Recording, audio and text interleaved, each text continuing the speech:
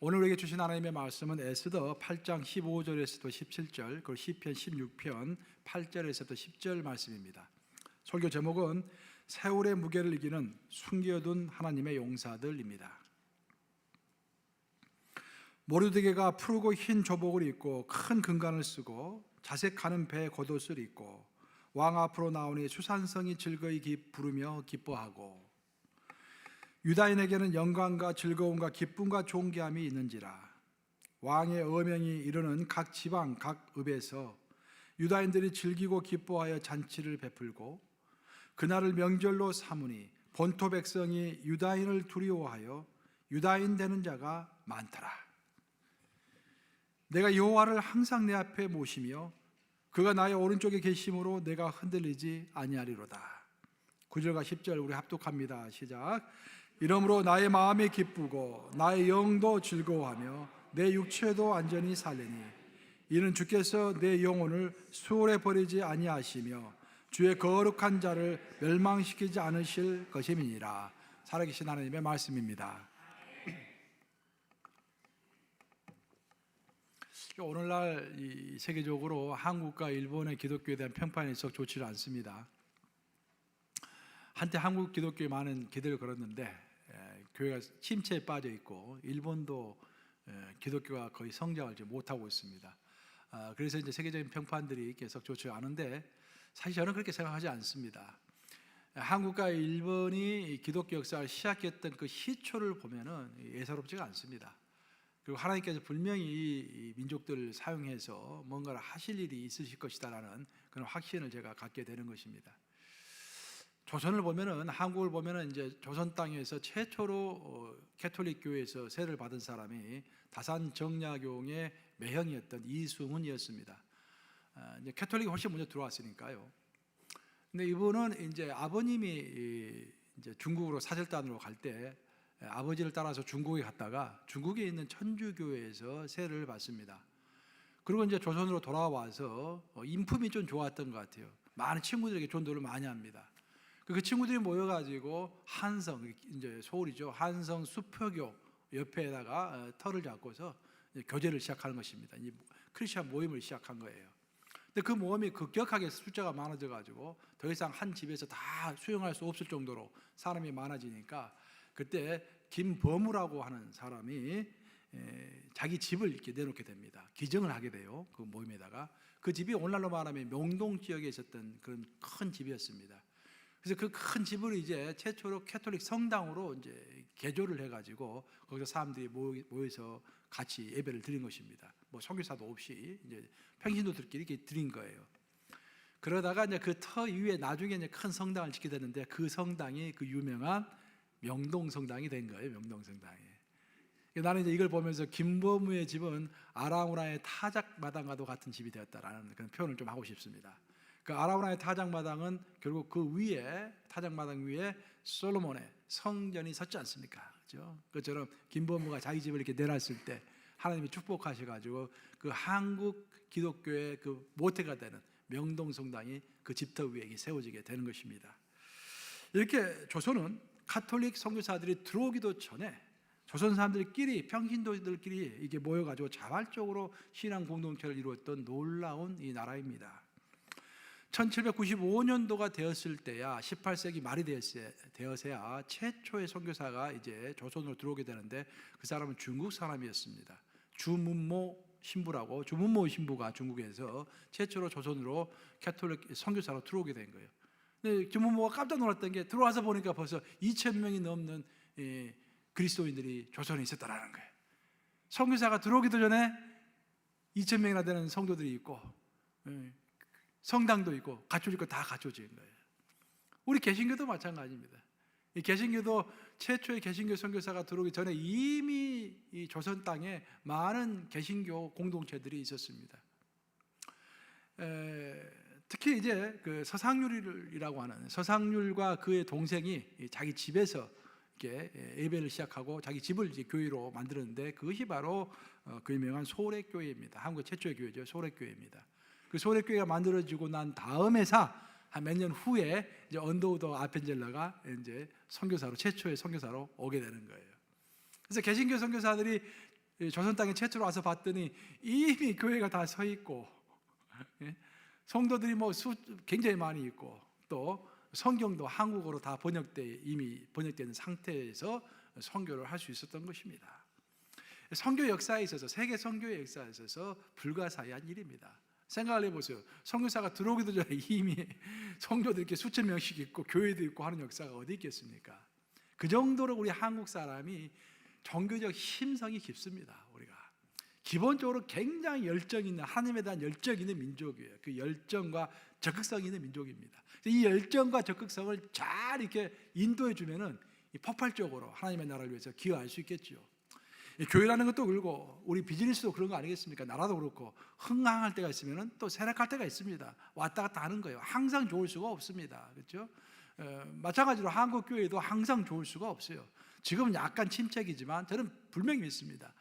시작이 예상치 않았으니 하나님 분명히 이 민족을 사용하셔가지고 마지막 시대에 일을 하실 것이다라는 그런 소원이 있고 확신이 있는 것입니다. 일본도 만만치가 않아요, 여러분들. 일본 여러분들 무시하지 마시기 바랍니다. 일본 기독교 요즘에는 큰 숫자적으로 많지가 않지만 굉장히 만만치 않은 그런 일본 기독교입니다.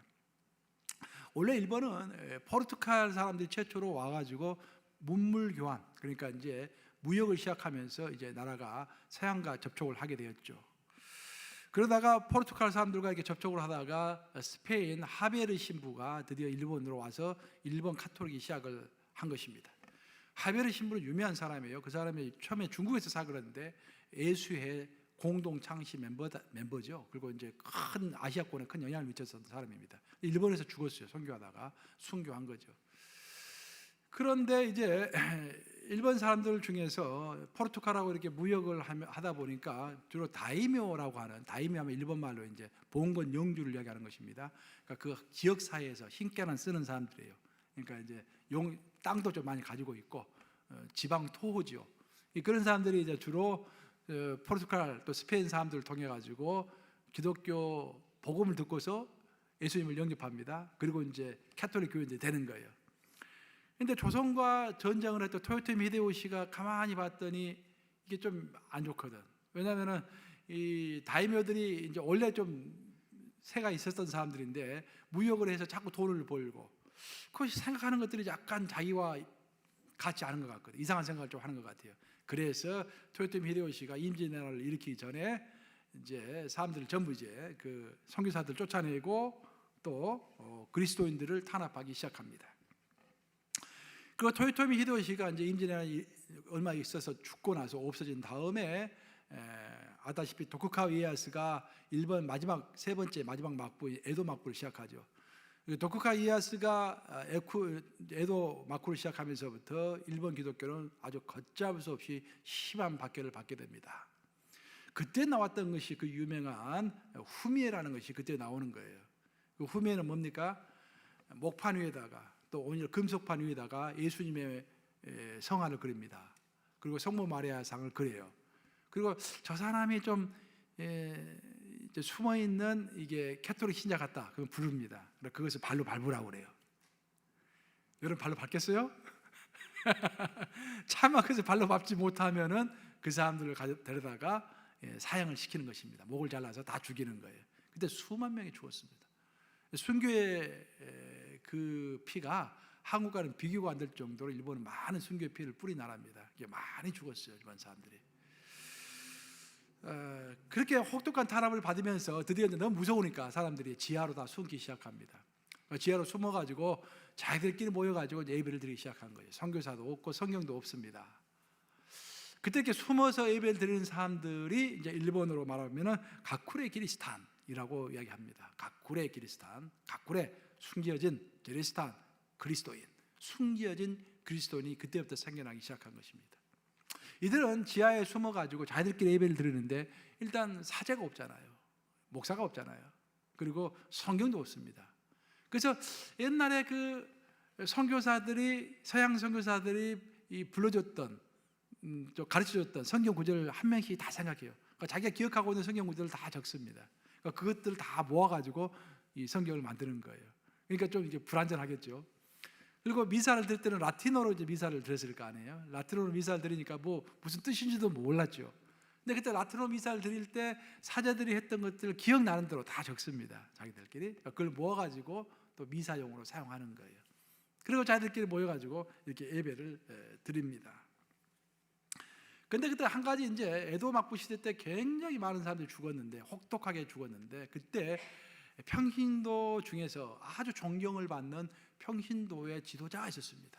그 사람 세례명이 바스찬인데, 그 바스찬이라는 이 평신도가 이제 평신도 대표죠. 평신도 대표가 이렇게 믿음이 좋았는데, 그 사람이 순교를 당하기 직전에 하늘의 영을 받아서, 하나님의 영을 받아서 예언을 합니다. 예언을. 근데 뭐라고 예언하냐면은 앞으로 7세대가 지나면은 파파가 보낸, 파파는 교황이죠. 교황이 보내는 흑선을, 새카만 배를 타고서, 이게 철로 만든 살이죠. 흑선을 타고서 선교사가 올 것인데, 고해성사를 해줄 수 있는 그런 사제가 올 것인데, 그날에는 우리 모두가 가쿠라 키리스탄들이 전부 땅으로 나와가지고 땅을 할루하며, 거리를 할루하면서 찬양을 부를 날이 분명히 올 것이다 라고 예언하고 목이 딱 베어가지고 죽는 거예요. 남아있는 사람들은 다 숨어가지고 이제 가쿠레 키리스탄을 이렇게 시작하면서 그 예언을 전부 기억합니다. 그 예언이 전부 성취될 걸로 믿어요. 그리고 자기가 죽을 때는 자기 자녀들을 불러다 놓고 이런 예언이 있었다. 분명히 7세대가 지나면 자유의 날이 올 것이다. 너희는 믿음을 이어가라 라고 하면서 7세대를 진행하기 시작한 거예요. 그리고 250년이 흘렀습니다. 정확히 7세대가 흐른 거예요. 세대가 좀 빨리, 그때는 빨리빨리 죽었으니까. 250년이 흐른 후에, 그때는 이제 일본이 바뀌어가지고 정부가 이제 메이지 시대를 맞이하게 됩니다. 메이지 정부가 들어서면서 문호 개방을 하게 되죠. 일본은 좀 근대화를 하기 위해서 문호 개방을 하게 됩니다. 그리고 많은 서양 사람들이 오기 때문에, 일본으로 오기 때문에 서양 사람들에 한해서 종교의 자유를 허락하는 것입니다. 일본 사람들 아니고 서양 사람들에게 종교의 자유를 허락해요. 그래서 이제 프랑스에서는, 프랑스가 이제 캐톨릭 국가니까 프랑스에서는 파리 외방 선교회라는 유명한 선교회가 있습니다. 지금도 있는 걸로 제가 알고 있는데, 파리 외방 선교회에서 이제 신부 하나를 이렇게 파송해서 뿌띠짱이라는 신부를 이렇게 파송해가지고, 그 뿌띠짱 신부가 그 나가사키 그 언덕 위에다가 아주 아름다운 성당 하나를 짓습니다. 그 성당 이름이 바로 오우라 성당. 일본에 가면 이제 아름다운 오우라 성당이 나가사키에 있는데, 그 오우라 성당을 이렇게 짓게 돼요. 그리고 그것을 이제 봉헌하게 됩니다. 이걸 짓고 나니까 큰 성당이 사지니까 일본 사람들 얼마나 신기하겠어요. 자기하고 건축 양식이 다른 큰 성당이 지어지니까 사람들이 너무 신기해하면서 그걸 다 구경 옵니다. 이제 사람들 전국에서 구경을 와요. 그래서 사람들이 이야기하기를 그것이 프랑스 절이다, 절, 이제 불교에서 말하는 프랑스 절이다라고 이야기하면서 구경을 오게 되는데, 그때 사람들이 와서 보니까 성모상이라는 것이 그 안에 있었어요. 그래서 일본 전역으로 소문이 나기를 프랑스 절 안에 들어가면은 성모상이 있다라는 소문이 일본 전역에 퍼집니다. 그러고 나서 봉헌을 한지, 그 성당을 봉헌한 지 딱 한 달 만에 어떤 시골에서 올라온 아주 시골스러운 사람 15명이 그 성당을 방문합니다. 그리고 딱 구경을 하더니 갑자기 뿌띠양 신부 바로 옆에 오더니 뿌띠양 신부에게 질문을 했다라는 거예요. 3가지 질문을 했다는 것입니다. 신부님, 당신은 성모를 공경하십니까? 첫 번째. 두 번째, 당신은 결혼을 하셨습니까? 세 번째, 당신은 슬픈 날을 지내십니까? 이 3가지 질문을 한 거예요. 그 사제가 깜짝 놀라가지고 이 사람들이 뭘 아는 사람 같구나 하면서 사제가 답변하기 시작합니다. 예, 저는 성모를 공경합니다. 저는 사제로서 결혼하지 않았습니다. 그러니까 저는 슬픈 날을 정말로 경건하게 내 정성과 마음을 다하여 지키는 사람입니다 라고 답변했대요. 그때 그 15명이 처음에는 표정도 굉장히 어리숙하고 그랬던 사람들이 15명의 사람들이 활짝 웃으면서 사제님, 우리도 사제님과 같은 마음입니다 하면서 우리가 바로 기리스탄입니다. 우리가 가쿠레 기리스탄입니다 라고 이렇게 고백을 했다는 거예요. 가쿠레 기리스탄이라고. 그러면서 그 눈물을 흘리면서 사제 손을 잡고서 같이 이제 기도를 한 거예요. 그걸 보면서 사제가 깜짝 놀랐습니다. 어떻게 해서 이 사람들이 250년이라는 세월을 견디면서 자기의 믿음을 지키고 있었을까? 이미 다 죽었다고 생각했어요. 250년 기간 동안에.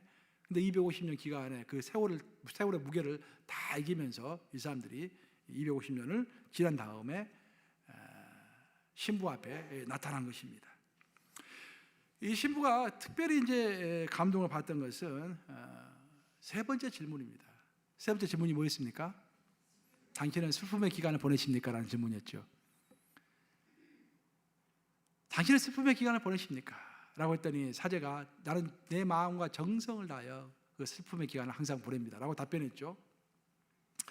사실 가꾸레 그리스도인들이 봤을 때는 어떤 타인의 신앙, 이 사람이 진짜 하나님을 믿는 사람이라고 했을 때 그 사람이 슬픔의 기간을 보내는가 보내지 않는가, 그걸 가지고 그 사람의 믿음을 판단했던 거예요.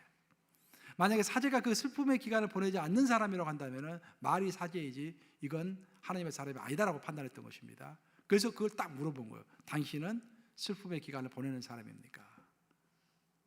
그리고 자신들도 마찬가지로 250년이라는 그 세월의 무게를, 그 슬픔의 기간을 정말 경건하게 보냄으로 인해서 250년을 이겨낸 것입니다. 그 슬픔의 기간이 뭘까요?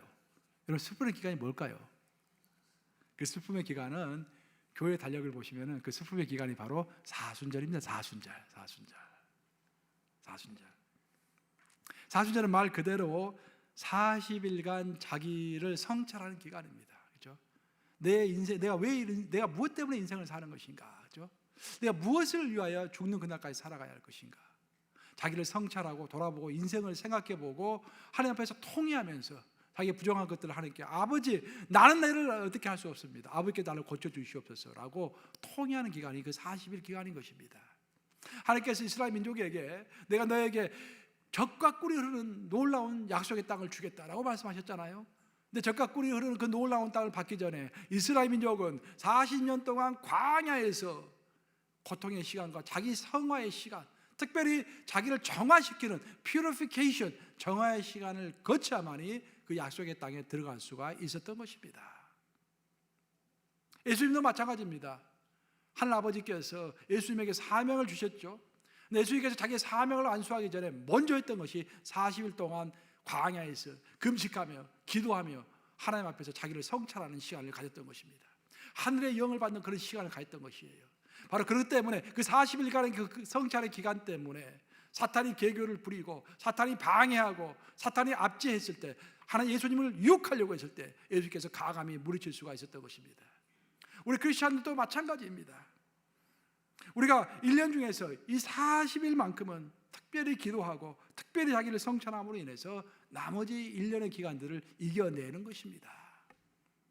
이 40일을 지키지 않는다면은, 이 40일 동안 우리가 집중하지 않는다면은, 이것도 안 하고 저것도 안 하고 40일까지 하지 않으면은 우리로서는 이겨낼 힘이 없는 것입니다. 그렇죠? 사탄의 유혹은 항상 있는 것이고 공경이 있는 것인데,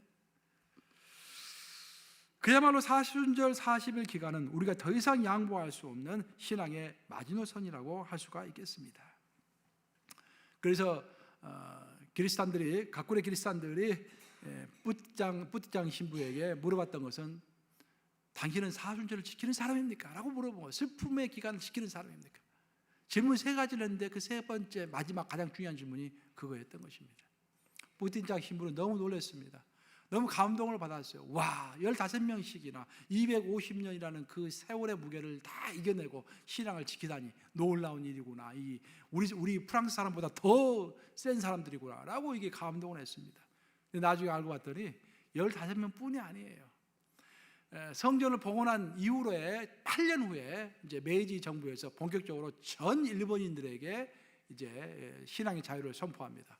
그래서 모든 일본인들이 자기 마음대로 이제 신앙생활을 할 수 있었어요.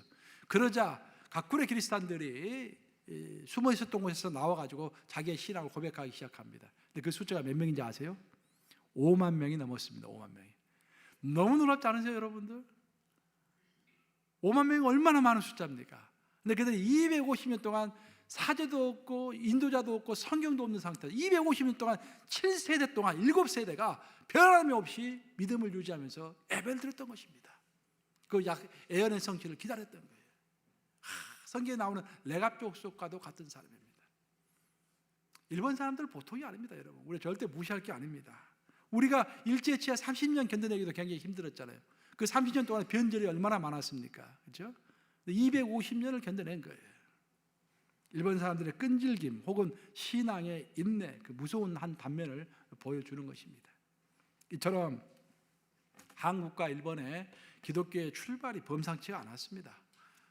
그렇기 때문에 지금 당장에는 좀 미약할지 모르겠지만 저는 분명히 믿습니다. 하나님께서 이런 민족을 뭔가 뜻이 있으셨기 때문에 특별한 출발을 하게 만드셨을 것이다. 지금 가쿠레 키리스탄 이야기는 기독교 역사의 불가사입니다. 250년간 그렇게 유지할 수 있다는 게. 그런 민족이니까 또 우리 한국도 보통 민족이 아니고 언젠가는 이 두 나라를 하나님께서 사용하실 줄로 믿습니다. 성경에는 가쿠레 키리스타, 즉 숨겨둔 하나님의 사람들의 이야기가 많이 나오고 있습니다. 여러분 잘 아시는 요셉은 하나님이 숨겨둔 사람이에요. 하나님께서 정말 위급할 때, 하나님의 때, 하나님께서 정하신 때라는 것은 카이로스의 시간 아니겠습니까? 그 카이로스 시간에 하나님께서 사용하시기 위하여 요셉을 한때는 노예 생활을 하게 하셨고 한때는 감옥에서 감옥 생활을 하게 하셨습니다. 숨겨두셨어요. 하지만 하나님의 때가 됐을 때 그를 높이셔가지고 애굽의 제2인자로 삼으시면서 하나님께서 놀라운 일을 하셨습니다. 모세는 어떻습니까? 하나님께서 40년 동안 광야에 숨겨놓으셨죠. 40년 동안 광야에서 일하면서 모세는 나는 이제 나이 80이 되었고 더 이상 나는 아무것도 할 것이 없습니다라고 하나님께 고백했을 때 하나님이 아니다, 지금이 때이다, 지금이 나의 카이로스의 시간이다, 내가 정한 시간이다 말씀하시며 모세를 민족의 지도자로 세워가지고 놀라운 일을 행하지 않으셨습니까? 또 우리가 아는 건 에스라는 또 어떻습니까? 에스라는 포로로 끌려가가지고 모든 민족이 70년 동안 포로 생활하면서 자신의 나라의 말도 다 잊어버렸어요. 히브리어도 다 잊어버렸습니다. 율법은 고사하고 말까지 잊어버린 거예요. 그때 에스라는 정신을 딱 차리고 자기 나라의 말을 계속해서 유지했을 뿐만 아니라 율법을 가지고 끊임없이 다른 사람들은 율법조차를 다 멀리하고 있던 시절에 홀로 율법을 공부하며 암송하며 그 뜻을 새기며 하나님께 기도하며 숨겨진 자로서 준비하고 있었을 때 하나님의 때가 되었을 때 민족을 이끌고 다시 예루살렘으로 돌아가는 귀환시키는 놀라운 일을 했지 않습니까? 모두가 다 하나님께 숨겨놓으신 사람들, 가쿠레 키리스탄들의 이야기입니다. 오늘 본문의 주인공인 모르드게도 마찬가지예요. 오늘 본문은 에스더인데 에스더에서 특별히 모르드게 이야기를 제가 뽑았습니다. 모르드게도 하나님께서 숨겨놓으신 가쿠레 키리스탄입니다. 그 당시에 하나님의 때에 사용하려고 모르드게를 숨겨놓았던 거예요. 모르드게는 아시다시피 바사 제국에서 디아스포라로서 살고 있었던 유다 사람이었습니다. 그 배경을 조금 설명해 보면 유다는 원래 바벨론에게 멸망을 당하죠. 바벨론에 느부갓네살 왕이 들어와가지고 유다를 초토화시키죠. 남유다는 다 망합니다. 그리고 그때 포로로 많은 사람들이 끌려갔습니다. 그런데 그 바벨론이 나중에 또 바사 제국에 멸망을 해요. 그래서 바벨론에 있었던 사람들은 바사 제국이 바벨론이 바사 제국에 멸망을 하니까 자연스럽게 바사 제국의 이제 사람이 되는 것이겠죠. 그때 바사 제국의 초대 왕이 누굽니까? 고레스가 초대 왕이에요. 고레스가 이제 왕이 되고 나서 하나님의 감동을 받아가지고 이스라엘 백성들을 다 풀어줍니다. 자, 너희들이 원하면은 전부 너희 고국으로 돌아가라. 그래서 1차, 2차, 3차에 걸쳐서 이스라엘 사람들이 자기 땅으로 돌아오는 것입니다. 1차는 왕족이었던 수르바벨이 이끌었고 2차는 에스라가 이끌었고 3차는 느헤미야가 이끌어가지고 포로를 데리고 이제 오는 것이죠. 그런데 문제는 뭐냐면은 그때 이스라엘 땅으로 돌아온 사람들이 약 4만 명밖에 1, 2, 3차 전부 합쳐서 한 4만 명밖에 되지 않았어요. 굉장히 적은 숫자입니다. 대부분의 사람들은 그냥 돌아가지 않고 하나님께서 돌아가도 된다고 왕이 돌아가도 된다고 허락했음에도 불구하고 돌아가지 않고 그 바사 땅에 남아 있었습니다. 왜 그랬을까요? 유태인들은 오늘날도 머리가 명석하죠. 시간만 있으면 뭘 봅니까? 유태인들은 돈을 많이 벌잖아요. 시간만 있으면 돈을 많이 벌잖아요. 이미 한 70년 있으면서 돈을 엄청 벌었던 거예요. 그 땅에서 또 이렇게 이제 잘 이렇게 생존을 했던 것입니다. 그러면 예루살렘으로 돌아가려면은 자기가 가지고 있는 모든 재산을 다 내려놔야 되고 또 위험하잖아요. 가서 어떤 일이 벌어질지 모르잖아요. 그래서 엉거주춤하다가 그냥 남아있게 된 거예요. 그런데 이게 남아있게 된 유다인들 사이에는 항상 마음에 퀘스천 마크가 있었습니다. 그 퀘스천 마크는 뭐냐면은 하나님은 나를 어떻게 평가하실까라는 거예요. 하나님은 나를 어떻게 평가하실까? 여러분도 그런 생각 들 때가 없으세요? 하나님 나를 어떻게 평가하실까? 나를 어느 정도 평가하실까? 근데 제가 지지난주에 에레미야 가지고 여러분들 설교했죠. 하나님께서 에레미야에게 성전 앞에 있는 큰 광주리 2개를 보여주셨죠. 하나는 아주 썩은 무화과가 있었고 하나는 좋은 무화과가 있었죠. 그래서 그때 하나님께서 해석해 주기를 예루살렘에 포로로 끌려가지 않고 예루살렘에 남아있는 사람들이 극히 나쁜 무화과 같은 사람들이고, 포로로 끌려간 사람들이 오히려 극히 좋은, 굉장히 좋은 무화과다라고 예수님께서 하나님께서 설명을 해주셨어요. 그래서 일단 포로로 끌려간 사람들은 좋은 사람들입니다, 하나님 보시기에. 근데 문제는 뭐냐면은 포로로 끌려갔는데 다시 하나님께서 너희 조국으로 돌아가라 라고 말씀하셨어요. 근데 일단은 사람들은, 정말 믿음이 좋은 사람들은 자기의 안전도 내려놓고 재산도 다 내려놓고 정말 하나님 말씀에 순종해가지고 갈 길을 모르면서, 갈 길을 알지 못하면서 그냥 자기 조국 땅으로 돌아갔습니다. 정말로 믿음이 있는 사람들이죠. 이 사람들은 말할 것도 없이 다이아몬드 같은 사람들이죠. 하나님 보시기에 정말 귀한 사람들이죠. 하나님께서 하라는 대로 완전히 헌신한 사람들이죠. 근데 그렇게까지 하지 못하고 내 걸 다 내려놓지 못하고 그냥 이 땅에 남아서 살아가고 있는 나는 뭐냐라는 거예요. 나를 하나님께서 어떻게 평가하실까라고 생각하는 것입니다. 이 거대한 땅에서 미미한 존재로 살아가고 있는 나를 하나님이 기억이나 하실까, 그런 생각이 드는 거예요. 내가 예루살렘에 가 있으면 하나님은 나를 눈동자처럼 지켜보시고 나를 기억하시겠지만, 내가 이 바사 땅에서 고국으로 돌아가지도 않고 살고 있는데 하나님은 나를 기억이나 하실까. 특별히 더 그들 마음에 의심이 들었던 것은 뭐냐면, 하나님께서는 아브라함, 이삭, 야곱, 다윗에게 언약을 주셨는데, 민족 단위로 언약을 주셨는데 그 언약에 나도 포함될까 말까, 그것이 항상 의문이었던 거예요. 혹시 그 언약에서 나는 빠지는 것이 아닐까, 나는 하나님으로부터 잊혀진 존재가 아닐까, 그런 의문이 계속 들었던 것입니다. 그런 상황 가운데, 답답한 상황 가운데서 살고 있었는데 바로 그때 아주 큰 일이 벌어집니다. 바사 제국의 제2인자는 하만이라는 자가 제2인자였는데 왕 바로 밑에 지위를 차지하고 있었는데, 이 하만이 이스라엘 사람들, 유다인들을 너무도 싫어합니다. 그래서 유다인들 전체를 이게 다 없애려고 하는 계교를 꾸미기 시작하는 것입니다. 특별히 이 하만은 모르드게를 더 싫어했어요. 왜냐하면 모르드게는 절대로 하만에게 절하는 법이 없었습니다. 하만은 그 나라의 2인자이기 때문에 길거리를 딱 지나가면 모든 백성들이 하던 일을 다 멈추고 다 땅바닥에 엎드려가지고 고개를 숙이고 절을 했습니다. 딱 한 사람만 고개를 안 숙이는 거야. 누가 안 숙였다? 모르드게는 고개를 안 숙이고 뻣뻣하게 딱 자기 쳐다보는 거야. 얼마나 화가 났겠습니까? 아니 이 자가. 그러면서 하만이 모르드게를 죽이려고 자기 집에다가 23m, 그러니까 뭐 6층 높이 정도 되겠죠. 23m나 되는 큰 장대를 마련합니다. 그리고 여기다가 내가 모르드게의 목을 매달라 가지고 온 이 수상궁의 사람들이 볼 수 있도록 여기다 목을 매달겠다라고 큰 장대까지 만들어 놓습니다. 여기서 우리가 알아야 할 것은 뭐냐면은, 하만의 배후에는 사탄이 있다라는 것입니다. 그러니까 에스더서를 그냥 재미있는 이야기로 읽으면 안 돼요, 여러분들. 에스더를 쭉 읽으면서 에스더와 하만과 모르드게 그 뒤에 있는 배경을, 영적 전쟁을 이해하셔야 돼요. 하만은 사탄이 내세우는 사탄의 대표 주자입니다. 그렇죠? 사탄의 대리인이에요. 모르드게는 누구의 대리인이겠습니까? 하나님의 대리인인 거예요. 대리인이 돼가지고 둘이 싸우는 것입니다. 하만 뒤에는 사탄이 있는 것입니다. 그 사탄은 오래전부터 하나님이 선택하시고 하나님이 특별히 사랑하시는 이스라엘 민족을 다 없애려고 굉장히 노력했어요. 첫 번째로 시도했던 것이 뭐냐면은, 애굽의 바로 왕을 통해서 이스라엘 사내 아이들이 태어날 때마다 다 죽였습니다. 그래서 이스라엘을 고사시키려고 했어요. 그렇지만 이스라엘 민족들은 그것을 다 이겨냈습니다. 실패했어요. 그러자 그 다음에 사탄이 선택한 사람이 하만인 거예요. 이 하만을 통해서 이스라엘 민족을 씨를 말리려고 계교를 부렸던 것입니다. 그리고 이것도 결국 실패하게 되죠. 실패하게 되니까 사탄이 또 한 사람을 세웠는데, 지금으로부터 약 80년 전에 그 사람을 선택했습니다. 사탄이 누굴까요? 히틀러. 80년 전에 히틀러를 선택한 거예요. 히틀러를 선택해가지고 이스라엘 민족을 몇 명 죽였습니까? 600만 명을 죽였죠. 600만 명. 사탄은 하나님이 사랑하는 자를 가만히 두지 않습니다.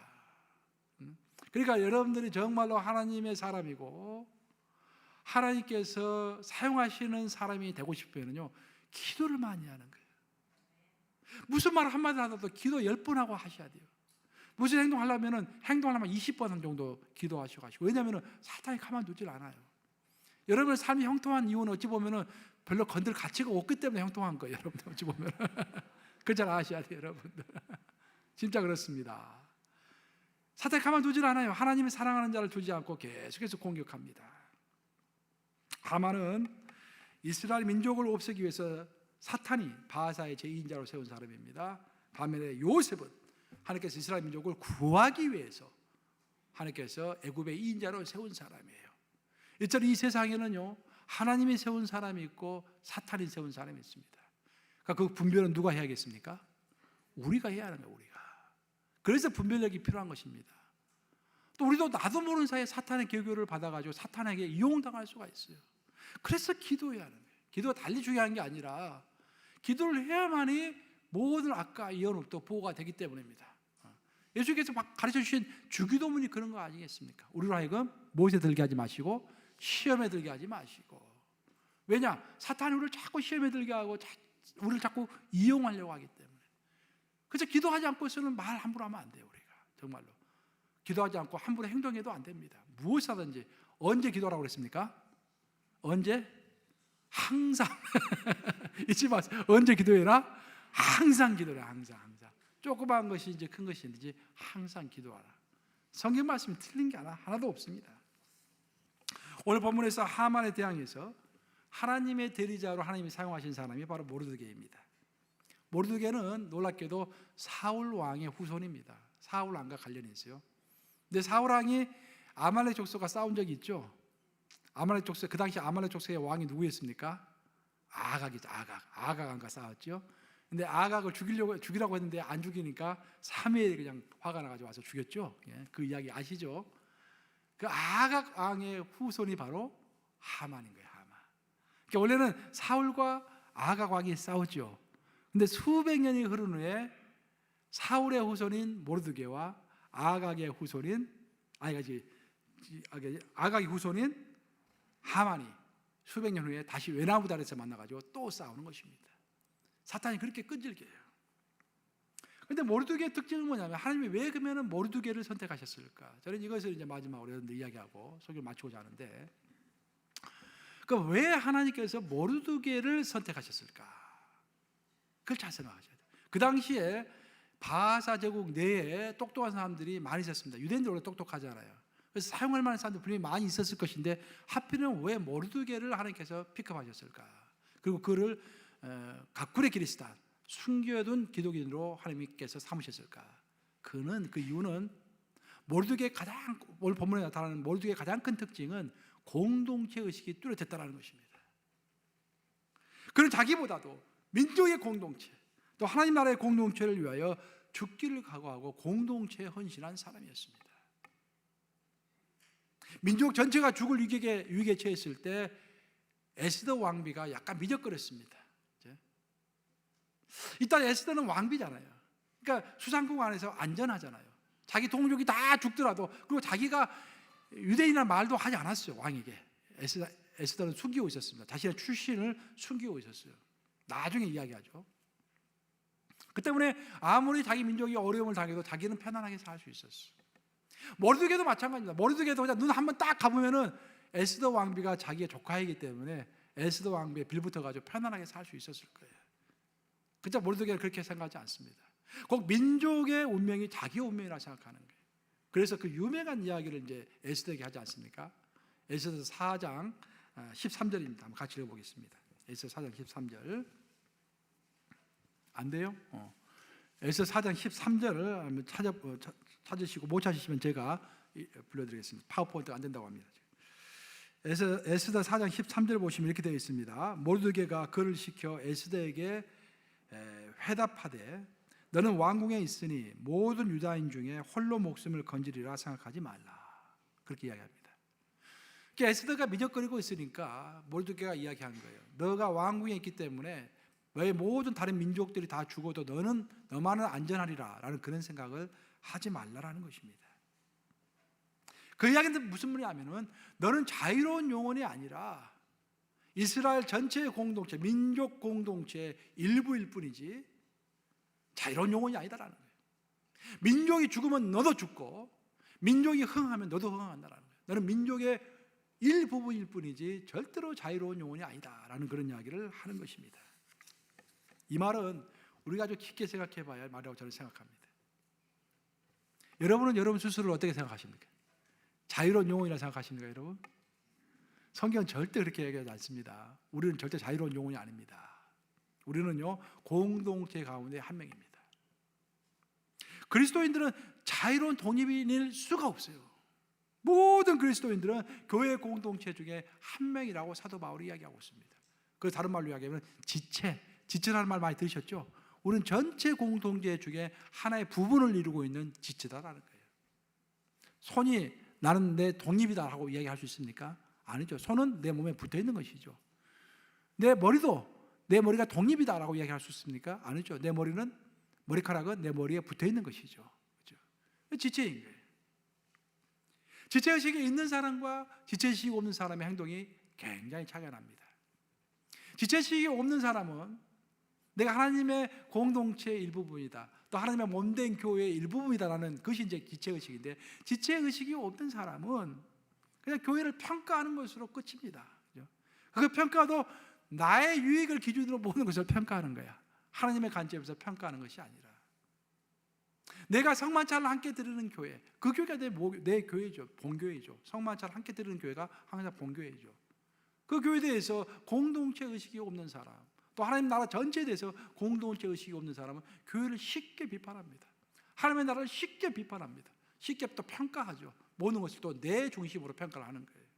하지만 지체의식이 있는 사람은 완전히 다르죠.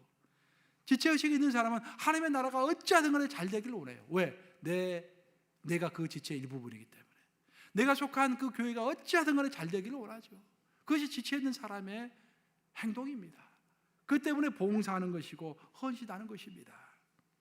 교회의 약점을 정말 가슴 아프게 생각하면서 자신이 나서가지고 그 약점을 보완하려고 하죠. 그것이 바로 지체의식이 있는 사람입니다. 모르드게가 바로 그런 사람이에요. 민족이 전체가 죽게 되었을 때 나는 이 위기로부터 벗어나야겠다, 나만 잘 살아야겠다라는 생각에 뒤로 물러서고 도망쳤던 사람이 아닙니다. 민족이 죽으면 나도 죽는다라는 생각으로 가로막아서서 내가 죽더라도 민족을 살려야겠다라는 공동체 의식을 가지고 앞으로 나갔던 것입니다. 그래서 하나님께서 모르드게를 선택하신 거예요. 저는 오늘날도 마찬가지로 생각하십니다. 여호와의 눈은 온 땅을 두루 살피시사 전심으로 자기를 향하는 자를 위하여 능력을 베푸신다고 했는데, 하나님은 누구를 선택하실까? 하나님의 나라 전체가 잘 되기를 소원하는 그 사람을 선택하실 줄로 믿습니다. 또 오늘 본문을 보시면요, 모르드게의 또 다른 위대한 점은 뭐냐면은 모르드게가 굉장히 늠름한 거예요. 당당하고 늠름합니다. 여러분 생각해 보세요. 하만은 그 나라의 2인자입니다. 오늘날에야 아무리 2인자라고 할지라도 법이 있으니까, 자유민주주의 국가에 살고 있는 우리 법이 있으니까 함부로 못하지만 그 당시에는 아주 먼 옛날이잖아요. 맘만 먹으면 수만 명이라도 죽일 수 있는 그 위치에 있는 사람이 하만입니다. 근데 그 하만은 특별하게 자기를 모르드게를 딱 지목했잖아요. 너는 반드시 나 죽인다라고 했잖아요. 그거 두렵게 해서 두렵지 않겠어요, 여러분들? 오늘날에도 어떤 사람이 I will kill you 그렇게 말하면 왜 큰일 났구나. 보통 사람 이야기를 해도 겁이 날 건데, 하만이 내가 너를 반드시 죽인다고 23m짜리 장대를 만들어 놓고 그러면 얼마나 겁이 나겠습니까? 그런데 하만은 눈 하나 깜짝하지 않습니다. 고개 딱 쳐들고 절대로 고개를 숙이지 않습니다. 왜 그랬겠습니까? 하만이 사탄의 하수인이라는 것을 알았기 때문에, 내 뒤에는 누가 있다? 하나님이 있다라는 것을 알았기 때문에, 물론 하나님 앞에서 물어봤겠죠. 하나님, 내 행동이 옳습니까? 틀립니까? 기도했던 것이죠. 하만이 금식하며 기도한 내용이 나오지 않습니까? 물었겠죠, 하나님께. 하나님께서 오케이, 고개 숙일 필요 없다라고 용기를 주셨겠죠. 그런 당당함, 그런 늠름함, 오늘날에 정말로 필요한 자세라고 저는 생각을 합니다. 모르드게는 어두운 포로 시대를 살아가는 유대인들에게 희망을 주기 위해서 하나님께서 숨겨놓으신 가꾸의 그리스도인입니다. 모르드게와 에스더를 통해서 비로소 이제 유다 땅에서 사는 사람들은 하나님 우리를 버리지 않으셨구나, 하나님 우리에게 관심을 가지시구나라는 것을 이제 확인하게 된 거예요. 얼마나 기뻤겠습니까? 그 모르드게가 아니었더라면 또 얼마나 큰 위험에 그 민족이 처했겠습니까? 그 모르드게를 통해서 하나님께서 그 땅에서 살고 있는 이스라엘 민족에게도 관심을 가지고 있고 기도 응답을 하신다는 것을 확인하게 된 것이죠. 모르드게는요, 자신이 숨겨져 있는 동안에 자신의 믿음을 잘 관리를 했습니다. 그리고 하나님의 때가 됐을 때 기꺼이 하나님이 사용하시는 구원의 도구가 되었던 것입니다. 이런 역사가 저와 여러분들에도 있기를 주님의 이름으로 축복합니다. 우리가 하나님의 나라에 있었지만 가장 귀하게 사용되는 방법은 다른 게 아닙니다, 여러분. 내가 어떻게 해야 내 인생을 잘 마감하고 내 인생을 잘 살 수 있을까? 그것은요, 명확하게 성경이 이야기합니다. 구원의 통로가 되는 것입니다. 한번 따라서 해볼까요? 구원의 통로가 되어야 한다. 어떤 사람들은 거창하게 전 인류의 구원을 이야기해요. 또 나라와 민족의 구원을 이야기합니다. 근데 바로 옆에 있는 사람 단 한 사람에게도 구원의 방법을 전하지 않는 사람들이 많습니다. 근데 크게 거창하게 시작할 필요가 없습니다. 바로 옆에 있는 내 직장 동료 한 사람에게 복음을 전하는 거예요. 구원의 통로가 되는 것입니다. 내가 단 한 사람이라도 나를 통하여 그 사람이 복음을 듣게 되었다고 한다면은, 복음의 씨앗을 뿌렸다면은 열매를 맺는 것은 성령 하나님이시잖아요. 우리는 뿌리면 되는 거 아니겠습니까? 그렇죠? 그래서 우리 교회에서 블레싱전도 초청잔치를 하는 거예요. 여러분들에게 이제 우리가 함께 나가서 그날만큼은 집중해가지고 좀 하자, 그런 의도이죠. 사실 우리가 죽어가지고 하나님의 심판대 앞에 섰을 때 우리 하나님 앞에서 자랑할 수 있는 게 무엇이겠습니까, 여러분? 하나님 앞에서 여러분 뭘 자랑할 수 있을 것 같아요? 하나님, 그간 내가 밥도 먹고 싶고 참고 해가지고 이렇게 좋은 건강한 몸을 만들었습니다. 여러분 몸을 하나님 앞에 자랑하실 거예요? 하나님, 제가 많은 재산을 모아가지고 알뜰살뜰하게 저축해가지고 이렇게 2에어컨짜리, 3에어컨짜리 이렇게 큰 집을 내가 마련했습니다. 집을 하나님 앞에 자랑하실 거예요? 뭘 자랑하시겠습니까, 하나님 앞에서? 우리가 하나님 앞에서 자랑할 것은 제가 생각했을 때 저는 두 가지라 생각합니다. 그나마 우리가 하나님 앞에서 내세울 수 있는 것은 우리의 마음이 아닐까 저는 생각해요. 우리의 마음. 하나님, 내가 하나님께서 계명도 다 주셨고 여러 가지 하라고 했는데 정말 내가 하지 못해서 마음이 괴로웠습니다. 내가 한 것이 별로 없는 것 같습니다. 하지만 내 마음만큼은 항상 하나님의 계명을 기억했고 하나님을 사랑했습니다. 내 마음 아시죠? 마음 지키는 것이 참 중요하다고 저는 생각합니다. 우리가 제대로 살지 못한 것을 너무 당연하게 생각하지 않고 미안하게 생각하는 것, 그것이 하나님 앞에서 귀한 마음 아니겠습니까? 그리고 하나님 앞에서 중요한 것이 내가 구원의 통로가 되는 것입니다. 나를 통해서 단 몇 사람이라도 하나님을 알게 됐다고 한다면, 예수님께서 말씀하셨잖아요. 이 땅에서 단 한 명이 예수님을 영접하면 하늘에서 뭐가 열립니까? 큰 잔치가 열린다고 말씀하셨잖아요. 몇 명이? 한 명의 영혼이 하나님 앞으로 돌아오면 하늘에서는 천국 잔치가 열린다고 했지 않습니까? 나를 통해서 단 한 명이라도 주님 앞으로 다가오는 놀라운 역사가 있기를 주님의 이름으로 축복합니다. 이제 말씀 마무리합니다. 오늘 시편 본문은 시편 16편을 제가 선택했습니다. 시편 16편은 그 배경이 어떻게 된지 잘 우리가 아직까지도 알려지지 않고 있어요. 시편 16편은 다윗이 쓴 시인데 그 수월, 그 지옥 이야기까지 나오는 걸로 봐서 다윗이 정말로 어려울 때 썼던 시 같습니다. 굉장히 목숨이 위태로울 때 썼던 시 같아요. 근데 그렇게 어려운 상황 가운데서 시를 썼는데 놀랍게도 이런 고백을 하고 있습니다. 시편 16편 8절인데 우리 한번 같이 읽어보겠습니다. 시편 16편 8절. 자, 여러분들 읽어드리겠습니다. 시편 16편 8절. 내가 여호와를 항상 내 앞에 모시며 그가 나의 오른쪽에 계심으로 내가 흔들리지 아니하리로다. 그렇게 위급한 상황 가운데 있어도 다윗은 흔들리지 않았다라는 것입니다. 왜냐하면 자기의 눈이 항상 하나님께 고정되어 있었고, 자기의 눈이 항상 하나님께 고정되어 있을 때 하나님은 자기 우편에 서 계셨기 때문에 앞으로 더 많은 어려움이 올지 모르지만 오른편에 내 하나님이 계시기 때문에 나는 절대로 요동하지 않겠다라는 그런 고백인 것입니다. 제가 오늘 시편 16편을 본문으로 선택한 이유는요, 시편 16편을 이렇게 묵상하는 중에 갑자기 모르드게가 딱 생각이 났어요. 그렇죠? 하만이 모르드게를 위협할 때 얼마나 두려웠겠습니까? 내가 반드시 너를 죽인다고 했을 때 얼마나 두려움에 떨었겠습니까? 하지만 모르드게는 다윗처럼 흔들리지 않았습니다. 오히려 굉장히 늠름했습니다.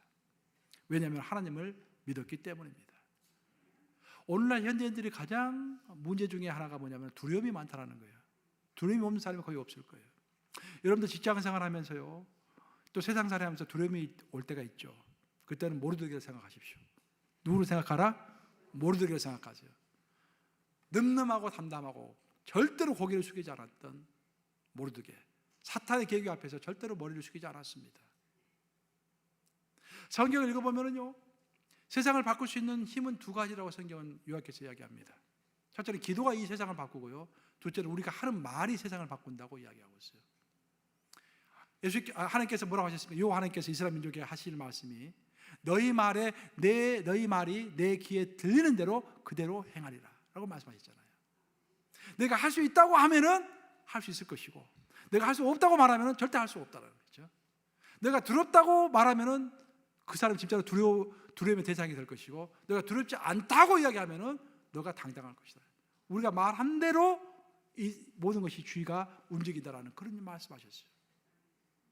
또 기도에 대해서도 놀라운 말씀하셨잖아요.